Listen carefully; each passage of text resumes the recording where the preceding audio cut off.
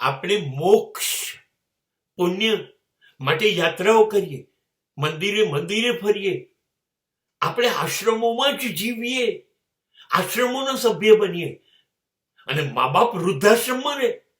કમાલ કરીએ છીએ આપણે. અરે એ લોકો જીવે છે ત્યારે એની દવાઓનો વહીવટ કરો, એની ટ્રીટમેન્ટ કરો, એના ખોરાકની વાત કરો, એને દૂધ આપો, એને પ્રોટીન આપો, એને ઘી આપો. એ નથી આપવું તમારે, એ નથી આપતા.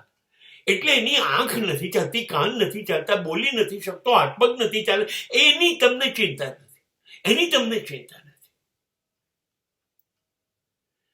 બહુ જ કમાલ થાય છે, બહુ જ કમાલ થાય છે. મેં એક બહુ જ સુંદર વાક્ય મારા વાલી પાસે સાંભળ્યું.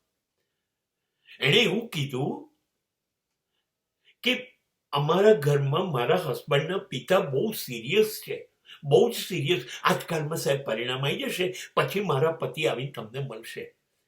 પણ ઘટના એ હતી કે જે બાળક માટે મળવા આવ્યા હતા, એ બાળકે એના મમ્મીને એવું કીધું કે આ દાદા એક્સપાયર થઈ જશે, પછી આ ખૂણો ખાલી થશે, આ ખાટલો બહાર કાઢી દઈશું, મમ્મી અહીંયા મને નવો પલંગ અપાવજો. આપણે જીવતે જીવ મારી નાખીએ છીએ, જીવતે જીવ. અને પછી ખબર નથી 10મું 12મું કરીએ છીએ ને, એના શ્રાદ્ધ કરીએ છીએ, અને એની મુક્તિ માટે આપણે વિધિઓ કરાવીએ છીએ. આપણી મુક્તિ નહીં થાય, મને પાકી ખબર છે, કેમ કે મા બાપ જ અહીંયા ઈશ્વર હતા અને તમે એની લાશનો વેપાર કર્યો.